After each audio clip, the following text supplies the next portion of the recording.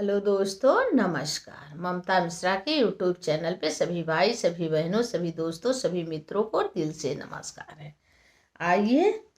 उड़द और चावल छूते समय का एक बहुत प्यारा से बहुत सुंदर गीत सुनते हैं। अगर गाना वीडियो प्यारा लगे, सुंदर लगे, अच्छा लगे तो फुल वॉच करके सुनिएगा और कमेंट करके ज़रूर बताइए कि आप कहाँ से देख रहे हैं, क्योंकि कमेंट आता है तो देख देख के बहुत खुशी होती है। आइए, बहुत अच्छा, बहुत प्यारा उड़दी छूने का गीत है। गामऊ मई माता रे गामऊ भवानी, लेऊ सात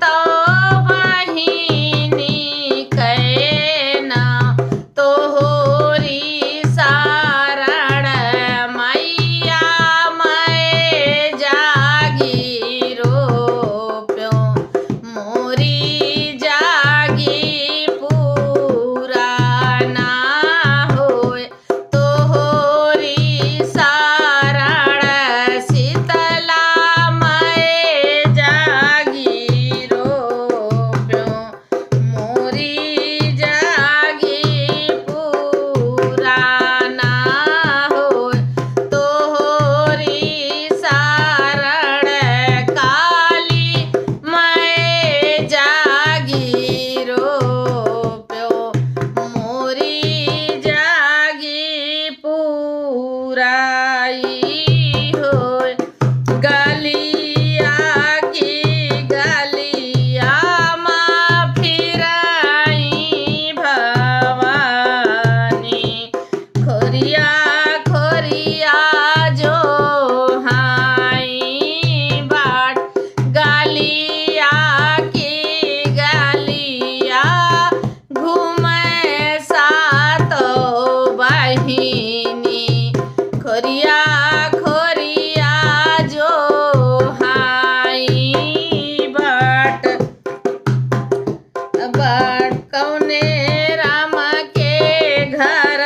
माँ पड़ाला बियाहवा, हमहू देखना काजा मिसिर राम के घर माँ पड़ाला बियाहवा, हमहू देखना कहाँ जब भीतरा से निकरे है पापा हो जे पिया रामा, भीतरा से निकरे है पापा हो कावाने रामा, सुना मैया राजा हमार भीतरा से निकरे हैं पापा हो जे पिया रामा, सुना मैया राजा हमार, आवा मैया मोह आवा मैया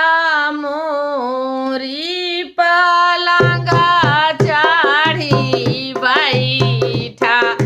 देबै सात रंगवा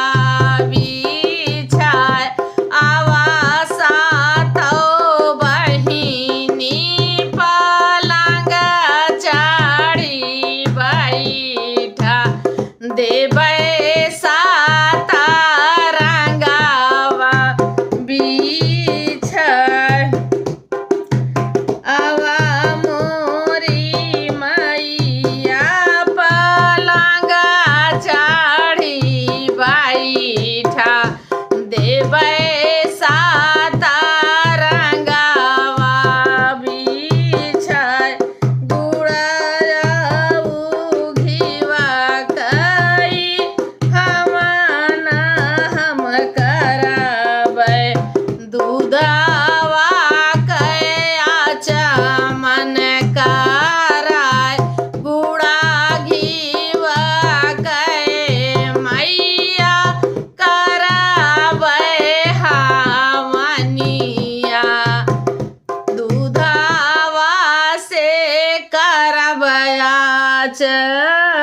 चमन चमन धना चमन दे भल चमन भल दिहु तुम गायु भल चमन होमिया तो केहु बाले चमन कीहु गाई के दिहु सुनाय भला तुम गायु भला तुम बोलायु भला तुम लिहु हमरा नाव एतनी हमना हम कबहु ना पाए तोरी जागी पुराना होय एतनी महक हम कबहु ना पायो तोरी जागी पुराना होय। हेलो दोस्तों, ये बहुत अच्छा चावल छूते समय का बहुत सुंदर गाना है। चावल और उड़द छूते समय का बहुत सुंदर बहुत प्यारा गाना है और फुलवाज करके सुनिएगा। इस समय शादी ब्याह का माहौल है और खूब बढ़िया से गाइएगा और फुलवाज करके सुनिएगा।